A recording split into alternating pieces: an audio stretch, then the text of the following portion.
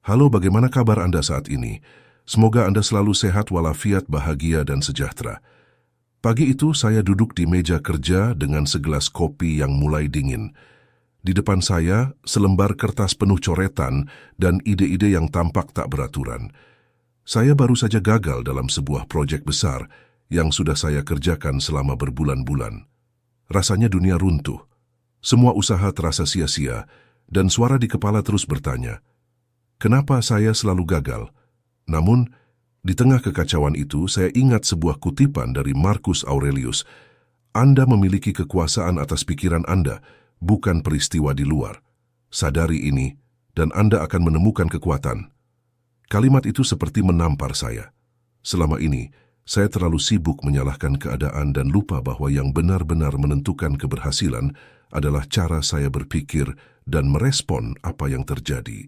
Hari itu saya memutuskan untuk mengubah pola pikir saya. Alih-alih melihat kegagalan sebagai akhir, saya memilih untuk melihatnya sebagai pelajaran. Setiap hari, saya mulai fokus pada apa yang bisa saya kendalikan, upaya, pembelajaran, dan sikap saya.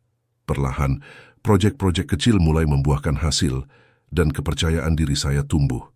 Dengan pola pikir yang tepat, kegagalan menjadi guru, tantangan menjadi peluang, dan keberhasilan hanyalah masalah waktu.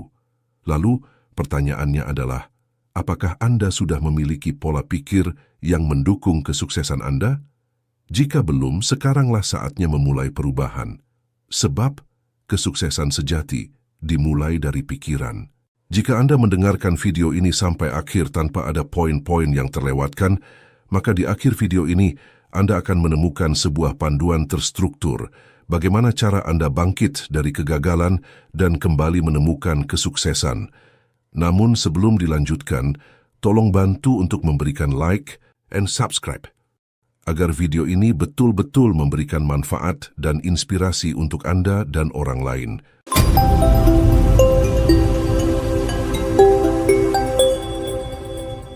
Kesuksesan bukan hanya hasil dari kerja keras dan keberuntungan, tetapi juga pola pikir yang mendukung pertumbuhan pribadi saya. Dalam video ini, kita akan membahas 7 cara yang sangat membantu saya mengembangkan pola pikir sukses dan bangkit dari keterpurukan berdasarkan ajaran stoikisme. 1. Fokus pada hal yang dapat dikendalikan. Sebagai seorang pengusaha, saya pernah terjebak dalam kebiasaan menyalahkan keadaan. Ketika proyek gagal atau penjualan menurun, saya sering mencari alasan di luar diri.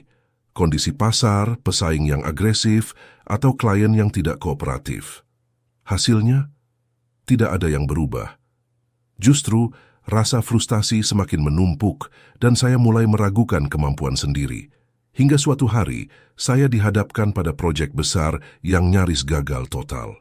Mitra kerja tidak memenuhi tenggat waktu, dan saya merasa situasi sudah di luar kendali. Dalam momen itu, seorang mentor berkata, "Fokuslah pada apa yang bisa kamu kendalikan." Kata-kata itu sederhana, tetapi menghentak kesadaran saya. Saya mulai bisa melihat situasi dengan jernih.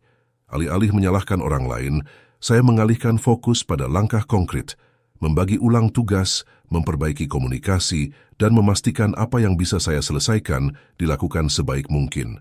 Perlahan, proyek tersebut kembali ke jalur, dan hasilnya jauh lebih baik dari yang saya bayangkan. Pelajaran ini menjadi prinsip hidup saya.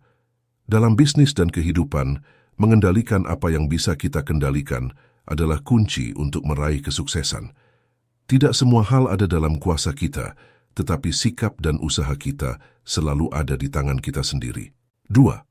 Melatih kesabaran. Saya sering dihadapkan pada tantangan yang menguji batas kesabaran. Salah satu momen paling mengesankan terjadi beberapa tahun lalu ketika saya memulai bisnis pertama saya. Dengan penuh semangat, saya meluncurkan produk yang saya yakin akan sukses besar.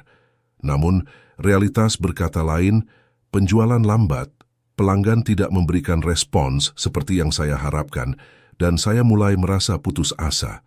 Saat itu, saya tergoda untuk menyerah atau mencoba mengambil langkah terburu-buru demi hasil yang instan. Tetapi, saya memilih untuk melatih kesabaran. Saya berhenti sejenak, menganalisis strategi saya, dan mulai memperbaiki kesalahan secara perlahan. Saya berbicara langsung dengan pelanggan, mendengarkan kebutuhan mereka, dan memperbaiki produk sesuai umpan balik yang mereka berikan. Butuh berbulan-bulan untuk melihat perubahan, tetapi usaha itu akhirnya membuahkan hasil. Pelanggan mulai berdatangan, dan kepercayaan terhadap produk saya tumbuh.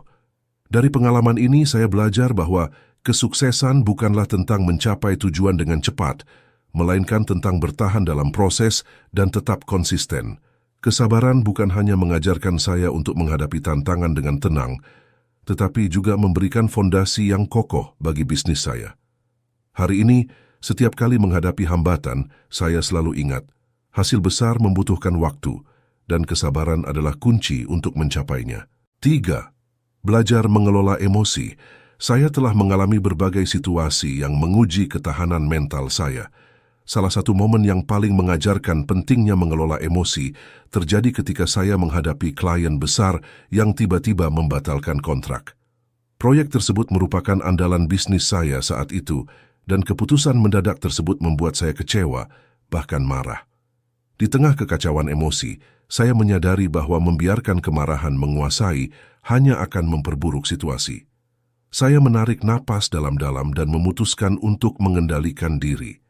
Saya mempraktikkan ajaran stoikisme yang sering saya baca. Fokus pada apa yang bisa saya kendalikan. Saya tidak bisa memutar balik keputusan klien, tetapi saya bisa mengatur reaksi saya. Alih-alih terjebak dalam rasa marah, saya memilih untuk menenangkan pikiran dan mengevaluasi langkah berikutnya. Saya menghubungi klien untuk mendengarkan alasan mereka dan menjaga hubungan baik. Tak lama kemudian, peluang baru muncul, dan bisnis saya terus berkembang. Dari pengalaman ini, saya belajar bahwa emosi yang tak terkendali adalah musuh terbesar kesuksesan. Sebaliknya, emosi yang dikelola dengan bijak bisa menjadi pondasi yang kuat untuk bertindak secara rasional, menjaga hubungan, dan meraih peluang baru. Sebagai pengusaha, menguasai emosi adalah keterampilan yang tak ternilai. 4. Melatih daya tahan mental atau resilience. Saat memulai usaha pertama saya penuh dengan semangat dan harapan. Namun, kenyataan tidak seindah yang saya bayangkan. Bulan pertama, penjualan sangat rendah. Bulan kedua, saya kehilangan klien utama. Dan bulan ketiga, saya mulai meragukan diri sendiri. Rasanya seperti semua kerja keras ini tidak ada artinya. Namun, di titik terendah itulah saya menyadari bahwa sebagai pengusaha, kesuksesan tidak hanya soal ide bagus atau strategi brilian, tetapi juga daya tahan mental. Saya harus belajar menerima kegagalan, menganalisis kesalahan, dan bangkit lebih kuat. Setiap penolakan dari calon klien adalah pelajaran, dan setiap hambatan adalah kesempatan untuk tumbuh. Salah satu momen paling berkesan adalah ketika proyek besar yang saya harapkan gagal karena keputusan sepihak mitra bisnis. Saat itu, saya bisa saja menyerah, tapi saya memilih untuk fokus pada apa yang masih bisa saya lakukan, memperbaiki model bisnis dan mencari peluang baru. Dengan keyakinan itu, bisnis saya perlahan bangkit. Hari ini, saya bisa melihat kembali perjalanan itu dengan rasa syukur. Daya tahan mental telah menjadi pondasi yang membuat saya tetap berdiri meski diterpa badai. Sebagai pengusaha, saya belajar bahwa kekuatan terbesar bukan pada apa yang kita capai, tetapi pada kemampuan kita untuk terus mencoba meski situasi tidak berpihak. 5. Menjaga keberanian untuk bertindak. Saat memulai perjalanan sebagai pengusaha, saya dihadapkan pada keputusan sulit yang menguji keberanian saya. Salah satu momen paling menegangkan adalah ketika saya harus memutuskan untuk meluncurkan produk baru di tengah ketidakpastian pasar. Banyak yang meragukan ide tersebut dan rasa takut akan kegagalan menghantui saya setiap malam. Namun, di tengah keraguan, saya ingat sebuah pelajaran penting. Kesuksesan tidak datang kepada mereka yang hanya menunggu saat sempurna, melainkan kepada mereka yang berani bertindak, meskipun risiko mengintai. Dengan keyakinan itu, saya melangkah maju. Tentu saja, perjalanan itu tidak mudah. Ada tantangan, kritik, bahkan kerugian di awal. Tapi keberanian untuk mengambil langkah pertama membuka pintu bagi peluang-peluang baru. Setiap kegagalan memberikan pelajaran berharga, dan setiap keputusan yang diambil dengan keberanian membangun kepercayaan diri saya sebagai seorang pengusaha. Pengalaman ini mengajarkan bahwa keberanian untuk bertindak adalah pondasi kesuksesan. Tanpa keberanian, ide hanya akan menjadi angan-angan dan potensi tidak pernah diwujudkan. Keberanian bukan berarti tanpa rasa takut, melainkan kemampuan untuk melangkah maju meskipun rasa takut itu ada. Sebab hanya dengan bertindak, kita bisa menciptakan perubahan dan meraih keberhasilan yang diimpikan. 6. Menerapkan prinsip hidup sederhana. Saya pernah terjebak dalam hiruk-pikuk dunia bisnis yang penuh dengan ambisi untuk terus berkembang dan meraih keuntungan lebih besar. Dulu, saya percaya bahwa semakin besar bisnis saya, semakin banyak materi yang saya miliki, maka saya akan lebih sukses. Saya berfokus pada ekspansi yang cepat, membeli barang-barang mewah, dan mencoba untuk selalu tampil sukses di luar. Namun, seiring berjalannya waktu, saya merasa stres, lelah, dan kehilangan arah. Bisnis yang terus berkembang membawa tanggung jawab yang semakin berat, dan saya merasa terjebak dalam rutinitas yang tidak memberi kebahagiaan sejati.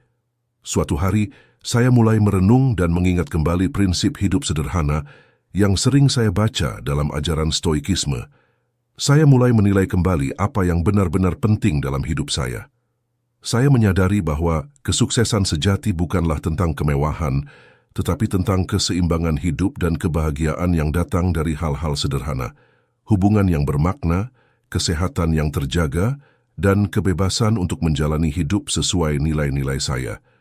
Dengan prinsip hidup sederhana, saya dapat mengelola bisnis dengan lebih tenang, fokus pada hal-hal yang benar-benar penting, dan menemukan kebahagiaan dalam perjalanan, bukan hanya tujuan akhirnya. 7. Mempraktikkan syukur harian. Saya pernah merasakan betapa mudahnya terjebak dalam rutinitas yang penuh tekanan, tuntutan untuk terus berkembang, menghadapi kompetisi, dan memenuhi ekspektasi seringkali membuat saya lupa untuk berhenti sejenak dan bersyukur. Dulu saya lebih fokus pada apa yang belum tercapai daripada menghargai pencapaian yang sudah saya raih. Namun, suatu hari saya menyadari bahwa stres yang saya rasakan berasal dari perasaan kurangnya pencapaian, bukan dari kenyataan bahwa saya telah mengatasi banyak tantangan. Saya mulai mempraktikkan rasa syukur setiap hari. Setiap pagi saya menuliskan 3 hal yang saya syukuri, baik itu dukungan keluarga, kemajuan bisnis yang lambat namun pasti, atau bahkan kesehatan yang memungkinkan saya untuk terus bekerja. Ternyata, kebiasaan ini memberi dampak luar biasa pada pola pikir saya. Ketika saya bisa melihat dan menghargai kemajuan kecil, saya merasa lebih tenang dan lebih termotivasi. Syukur memberikan saya perspektif yang lebih positif dan membuka jalan bagi lebih banyak peluang. Kini, saya memahami bahwa rasa syukur adalah pondasi kesuksesan. Ini bukan hanya tentang merayakan pencapaian besar, tetapi tentang menghargai setiap langkah kecil yang membawa kita lebih dekat pada tujuan kita. Kesimpulan, kesuksesan adalah hasil dari pola pikir yang terarah, dan ajaran Stoikisme memberikan panduan yang kuat untuk mencapainya. Dengan fokus pada kendali, kesabaran, pengelolaan emosi, daya tahan mental, keberanian, kesederhanaan, dan syukur, Anda dapat membangun fondasi yang kokoh untuk menghadapi tantangan hidup. Latihlah prinsip-prinsip ini secara konsisten, dan Anda akan menemukan bahwa kesuksesan bukan hanya tentang pencapaian luar, tetapi juga tentang kedamaian dan kebahagiaan batin. Bagi Anda yang sudah like, subscribe, dan membagikan video ini, saya ucapkan terima kasih. Sampai jumpa di video berikutnya.